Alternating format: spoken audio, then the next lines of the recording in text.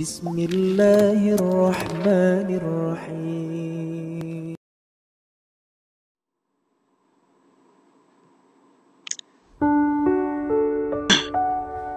Assalamualaikum warahmatullahi wabarakatuh. Alhamdulillah binikmatil iman wal islam. La haula wala quwata illa billah. Asyhadu an la ilaha illallah wahdahu la syarikalah. Wa asyhadu anna Muhammadan abduhu wa rasuluh. Allahumma sholli wa sallim ala Muhammad wa ala alihi wa sahbihi ajma'in. Qala Allah ta'ala fil Qur'anil azim, a'udzu billahi minasyaitonir rajim. Ya ayyuhalladzina amanu ittaqullaha haqqa tuqatih wa la tamutunna illa wa antum muslimun. Al-ayat sadaqallah. Kepada anak-anakku sekalian, SD Muhammadiyah 2 Sidoarjo, kita bertemu kembali di acara Pondok Ramadan atau Darul Arqam yang pada hari ini dengan materi akidah dan akhlak. Nah, perlu kita ketahui di dalam materi akidah dan akhlak ini kita harus ingat dua hal dan melupakan dua hal. Ingat yang pertama adalah ingat kepada Allah Subhanahu wa ta'ala. Dan ingat yang kedua adalah ingat pada negeri akhirat atau kepada kematian. Yang pertama adalah ingat kepada Allah Subhanahu wa ta'ala. Dalam kehidupan kita sehari-hari, kita harus selalu ingat kepada Allah Subhanahu wa ta'ala. Dimanapun kita berada, baik di tempat yang sunyi, di tempat yang ramai, jangan lupa kita harus ingat kepada Allah Subhanahu wa ta'ala. Karena kita sebagai orang Islam harus percaya betul bahwa Allah Subhanahu wa ta'ala selalu mengawasi kita. Kalau kita itu ingat kepada Allah, maka Allah pun juga akan ingat kepada kita. Fadkuruni adkurkum waskuruli wala takfur. Maka ingatlah kepadaku, maka Allah juga ingat kepada kita. Dan berterima kasihlah kepada Allah, dan jangan mengingkari nikmat Allah Subhanahu wa ta'ala. Perlu kita ketahui bahwa di dalam ayat itu ada dua pelajaran. Pelajaran pertama, kita selalu ingat kepada Allah dengan jalan dzikrullah, zikir, membaca bacaan thayyibah, bacaan tahmid, bacaan tasbih, bacaan tahmid, dan bacaan takbir. Anak-anak sekalian yang dimuliakan oleh Allah Subhanahu wa ta'ala, cara yang paling baik untuk mengingat kepada Allah adalah dengan melaksanakan sholat 5 kali sehari semalam. Lebih-lebih di bulan yang suci, bulan yang penuh dengan maghfirah, bulan yang penuh dengan pengampunan, maka kita harus sebanyak-banyaknya mengingat kepada Allah dengan jalan sholat. Tidak cukup dengan sholat fardu saja, ditambah dengan sholat qiyamul Ramadan, yaitu sholat tarawih. Meskipun qiyamul Ramadan, sholat tarawih, tidak harus di masjid, di rumah dengan orang tua itu sangat bagus sekali. Karena kondisi sekarang ini sudah tidak memungkinkan untuk melaksanakan sholat di tempat yang ramai. di rumah itu pun juga dilaksanakannya sholat berjamaah dengan orang, sholat bareng. Anak-anak sekalian yang berbahagia. Dan ingat yang kedua adalah ingat kepada kematian atau negeri akhirat. Kalau kita ingat kepada kematian, saya yakin ibadah kita itu akan khusyuk. Karena yang diingat itu, besok kita akan meninggal dunia. Maka kekhusyuan yang kita peroleh. Tetapi kalau kita beribadah itu ingat dunia, ingat makanan, ya nanti bukanya apa ya. Nah kalau kita sholat seperti itu, ingat dunia, maka sholat kita tidak akan khusyuk. Karena sholat itu cara mendekatkan diri kepada Allah yang paling bagus dengan jalan sholat. Tapi kalau sholat kita itu tidak khusyuk, selalu yang diingat itu dunia, maka sia-sia apa yang kita lakukan kalau sholat kita itu tidak diterima oleh Allah Subhanahu wa Ta'ala. Maka kita harus ingat kepada kematian, negeri akhirat. Sehingga kalau kita itu ingat kepada negeri akhirat, insya Allah jalan kita itu akan dibimbing oleh Allah Subhanahu wa Ta'ala. Anak sekalian yang dimuliakan Allah. Dan selanjutnya, lupakan dua hal.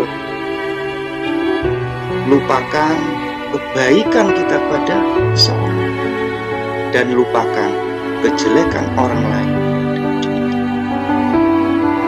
Yang pertama adalah lupakan kebaikan kita terhadap orang lain.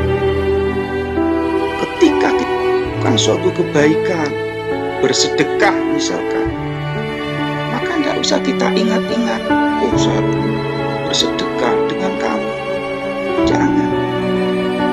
Coba kita telaah apa yang dilakukan oleh Rasulullah SAW ketika Rasulullah di akhir hayat beliau.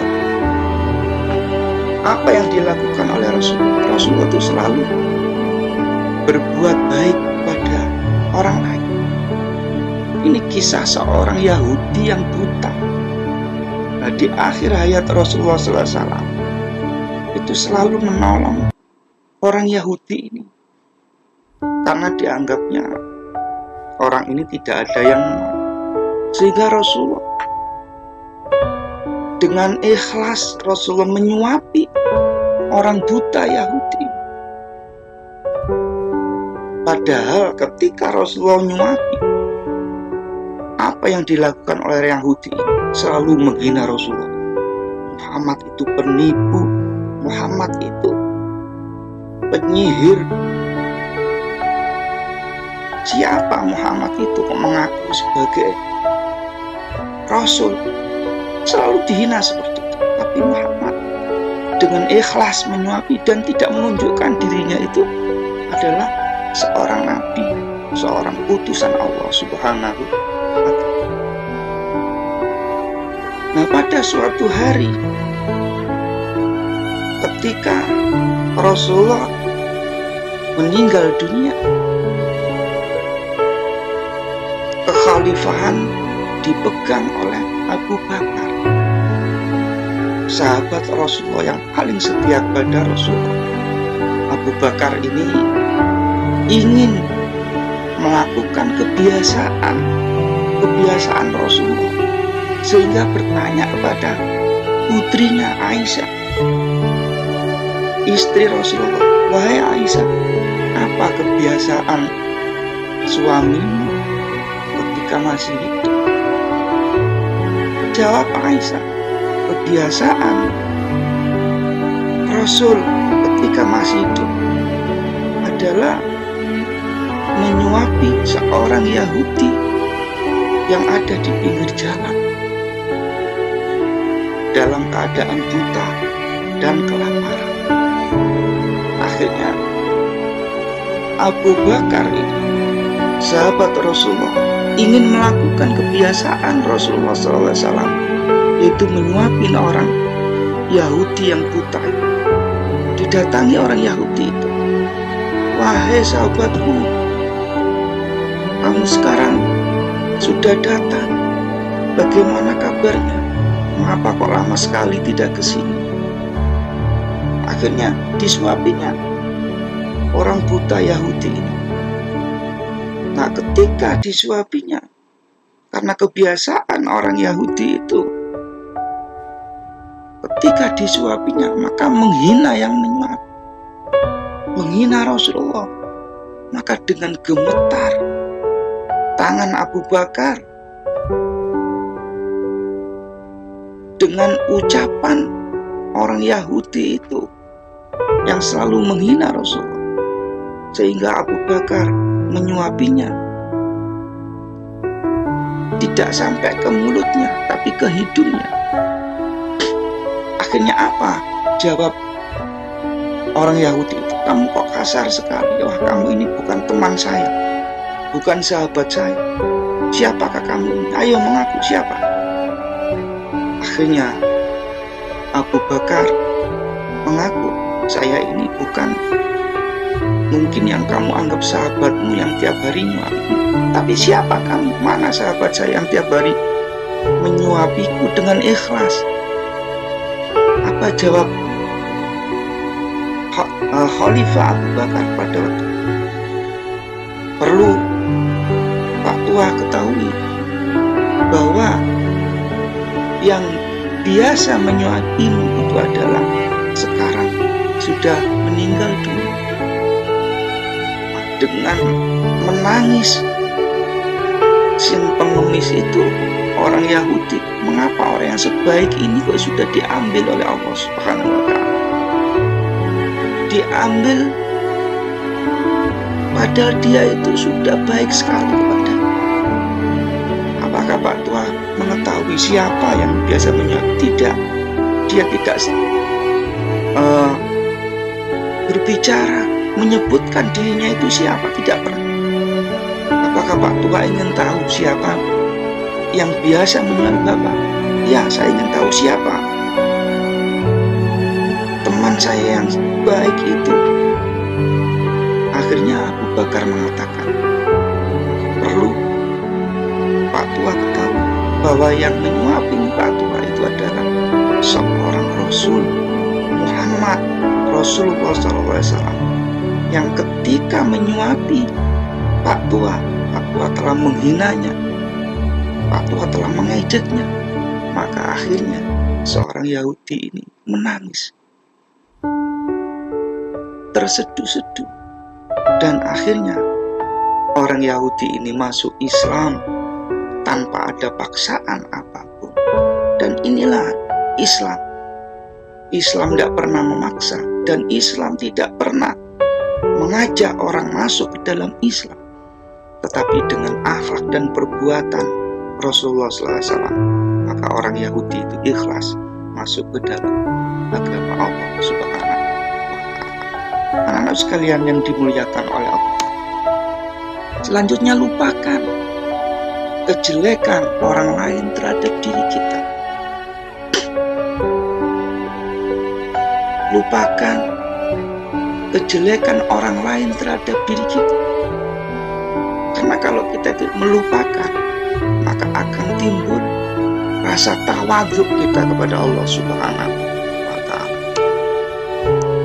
Karena ada kisah Muhammad SAW ketika Rasulullah itu punya tetangga orang Yahudi. Ketika Rasulullah lewat, selalu dilempari batu oleh orang Yahudi. Lewat lagi, dilempari batu lagi. Sehingga pada suatu ketika Rasulullah lewat lagi, tidak ada yang melempar. Mana orang yang melempar itu? Kalau Muhammad Rasulullah SAW itu tidak mempunyai sifat melupakan kejelekan orang lain terhadap diri Muhammad, maka Muhammad tidak mungkin mendatangi rumah. mendatangi rumahnya. Dilihatnya, mengapa kok kamu tidak melempar saya? Ternyata orang yang melempar tadi saya. Coba kalau kita yang dilakukan seperti itu, mungkin kita sudah menyumpahnya, oh kapok kamu lihat, mungkin seperti itu. Tetapi Muhammad tidak seperti itu. Dijenguknya dan dirawatnya, dikasih obat sehingga orang Yahudi itu sembuh. Nah, dengan demikian orang Yahudi yang benci kepada Muhammad akan timbul kasih sayang kepada Muhammad Rasulullah SAW, dan akhirnya masuk Islam tanpa paksaan. Nah, itulah Islam, rahmatan lil alamin, rahmat bagi seluruh alam. Anak-anak sekalian yang dimuliakan oleh Allah, oleh karena itu marilah kita dalam kehidupan di bulan Ramadan ini, maka kita yang saya sampaikan tadi, ingat dua hal dan melupakan dua hal. Ingat kepada Allah, ingat kepada hari akhir, ingat kepada kematian, dan lupakan dua hal. Lupakan kebaikan kita pada seseorang dan lupakan kejelekan orang lain terhadap diri kita. Insya Allah kita akan dibimbing oleh Allah dan mendapat petunjuk dari Allah Subhanahu wa Ta'ala, dan mudah-mudahan ibadah puasa kita juga diterima oleh Allah Subhanahu wa Ta'ala, dan kita akan mendapatkan ta'alaqut taqwa, yaitu orang-orang yang selalu bertakwa kepada Allah Subhanahu wa Ta'ala. Demikian materi yang bisa saya sampaikan, dan mudah-mudahan kita tetap dijadikan oleh Allah menjadi anak-anak yang soleh dan soleh. Amin ya rabbal alamin. Wassalamualaikum warahmatullahi wabarakatuh.